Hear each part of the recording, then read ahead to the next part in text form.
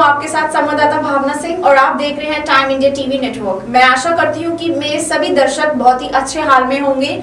जैसे कि आज क्रिसमस के इस शुभ अवसर पर मेरे साथ एक ऐसी पर्सनालिटी है जो किसी परिचय की मोहताज नहीं। जी हाँ, आपने बिल्कुल सही समझा। मेरे साथ हैं दिल्ली सरकार बाल आयोग के सदस्य कुलदीप कुमार जी, जो कि छात्र राजनीति में बहुत ही सक्रिय हैं। मैं आपको बता दूं, वह पूरे द्वारका विधानसभा में अपने नेक कार्यों के लिए जाने जाते हैं। तो कुलदीप जी, बहुत बहुत स्वागत है आपका टाइम इंडिया टीवी नेटवर्क पे। मैं आपका बहुत बहुत धन्यवाद करता हूँ भावना जी, जो आपने मुझे इस शुभ अवसर पर आज के दिन क्रिसमस के दौरान आपने मुझे यहाँ पे आने का मौका दिया। ये हमारा सौभाग्य है कि आज हमारी टीम को आपसे मिलने का मौका मिला। तो चलिए कुलदीप जी, शुरुआत करते हैं इस खास इंटरव्यू की। मेरा सबसे पहला सवाल आपसे ये होगा कि हमारी मीडिया टीम ने आपके बारे में थोड़ा रिसर्च किया और हमें पता लगा कि आप दिल्ली सरकार के साथ यानी आम आदमी पार्टी के साथ काफी लंबे अरसे से आपका सफर रहा है। तो अपने इस सफर के बारे में हमारे दर्शकों को बताएं। हाँ जी, ये बात आपने बहुत ही एकदम सच सुनी है। मैंने काफ़ी समय से कहना मैं दिल्ली सरकार के साथ काम करते चला रहा हूँ। आम आदमी पार्टी की जो मेरी जुड़ने की जो शुरुआत रही वो मेरी रही छात्र राजनीति से। जब मेरा एडमिशन एक छात्र के तौर पे एक कॉलेज में अंदर हुआ, मैंने वहाँ देखा कि उस कॉलेज के अंदर काफ़ी सारी समस्याएं थी। इस समस्याओं के समाधान के लिए हर एक बच्चा इधर उधर भटकता था, लेकिन हमने ये सोचा अगर आज हम नहीं तो कौन। फिर उसके चलते चलते हमने क्या काम करा, फिर हमने उस जितनी भी समस्याएं थी हमने उसे अपना समझा और अपना समझने के बाद हमने फिर उस समस्याओं पे काम करना शुरू करा। वहाँ से हमारे आम आदमी पार्टी और क्या नाम है हमारा छात्र राजनीति स्टार्ट हुई। कुलदीप जी, मैं जानना चाहूंगी, हाल ही में आप दिल्ली प्रबंधक कमेटी के सदस्य बने, बाल आयोग के सदस्य बने, तो इन कार्यों को करने के पीछे का आपका मकसद क्या था, मोटिव क्या था? हाँ जी, इन कार्यों करने का मेरा मकसद ये है कि मेरे को बच्चों से ना काफ़ी ज़्यादा प्यार है और मैं हर एक बच्चे को क्या नाम है स्कूल तक जब मैं छोटा था तो मेरे बहुत सारे ड्रीम्स थे कि मैं क्या नाम है पढ़ूँ और क्या नाम है आगे तक पहुँचूँ। तो मुझे जब ऐसा लगता था क्या नाम है कि भाई मैं नहीं कर पा रहा तो एक ये मेरा ड्रीम है जो मैं बच्चों को जब देखता हूँ कि बच्चे क्या नाम है इधर उधर भटकते हैं तो मैं देखता हूँ कि इनको स्कूल पहुँचाना चाहिए और इनको स्कूल में दाखिला दिलाना चाहिए। तो मैं क्या नाम है बच्चों के हाँ मैं फिर वो बच्चे मेरे संपर्क में आते हैं और उनके आने के बाद मैं उनका दाखिला कराता हूँ स्कूल के। कुलदीप जी, हमारी मीडिया टीम को ये भी पता चला कि आप बहुत ही एक मामूली से गरीब घर से ताल्लुकात रखते थे। घर में इतनी फाइनेंशियल इश्यूज थे, लेकिन उसके बाद भी आपका संघर्ष निरंतर जारी रहा। तो इतना संघर्ष करने के बाद भी आपको यूं नहीं लगा कि एक स्टेबल जॉब करना ज़्यादा अच्छा है as compared to a political career? नहीं, ये बात तो खैर आपकी मैं मानता हूँ, ठीक है, लेकिन इसमें क्या है कि देखो एक होती है मन को शांति वाला काम एक होता है। तो जब मतलब मैं जब ये काम करता हूँ तो मुझे मतलब बहुत ही शांति मिलती है, क्योंकि एक किसी भी बच्चे को, जैसे मैं आपको 3 साल पहले की एक बात बताता हूँ।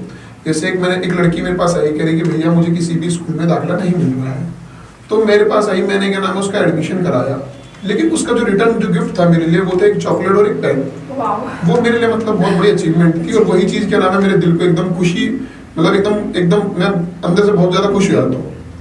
तो लोगों की मदद करना, इसी से आपको सबसे अच्छी खुशी मिलती है? हाँ, मुझे क्या नाम है अगर लोगों की खुशी में ही मेरी खुशी है, मैं ये कह सकता हूँ।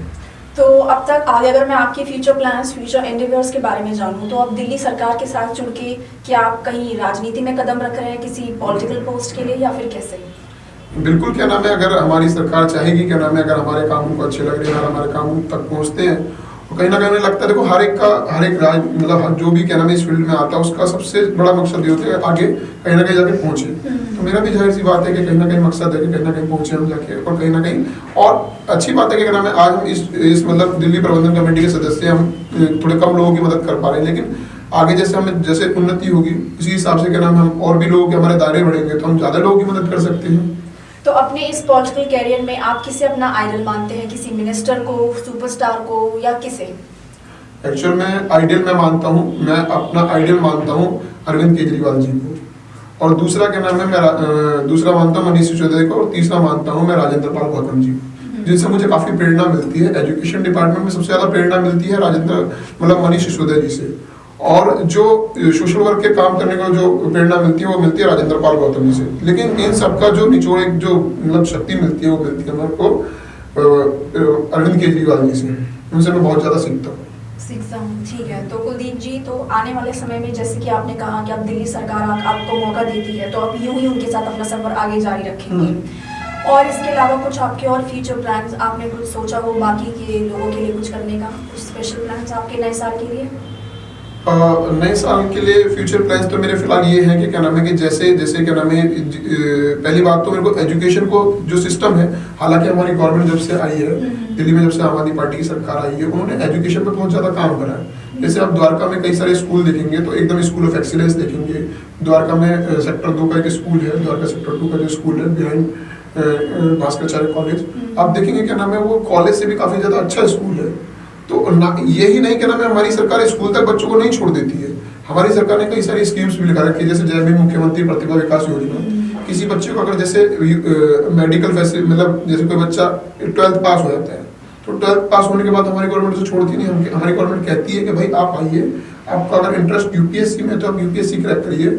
तो ये जय भीम मुख्यमंत्री प्रतिभा विकास योजना है, इसके तहत क्या होता है, कोई बच्चा फ्री कोचिंग ले सकता है और अपने करियर को आगे बढ़ा सकता है।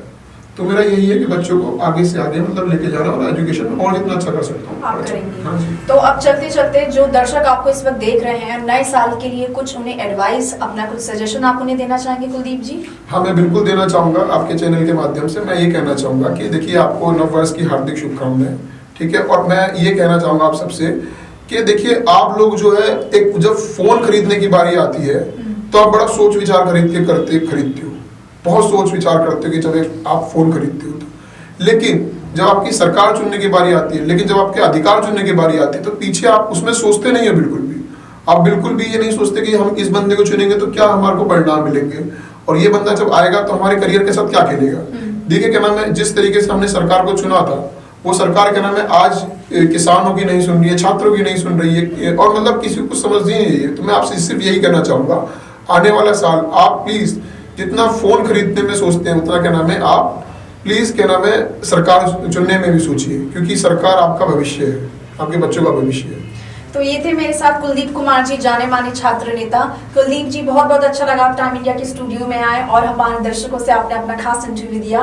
मैं आशा करती हूँ आपसे जल्द फिर मिलने का मौका मिलेगा हमें। धन्यवाद। इसी के साथ नए साल और क्रिसमस की हार्दिक शुभकामनाएं। बने रहिए टाइम इंडिया टीवी नेटवर्क के साथ। कमेंट सेक्शन में जरूर बताइएगा कैसी लगी आज की ये वीडियो। संवाददाता भावना सिंह की रिपोर्ट। नमस्कार।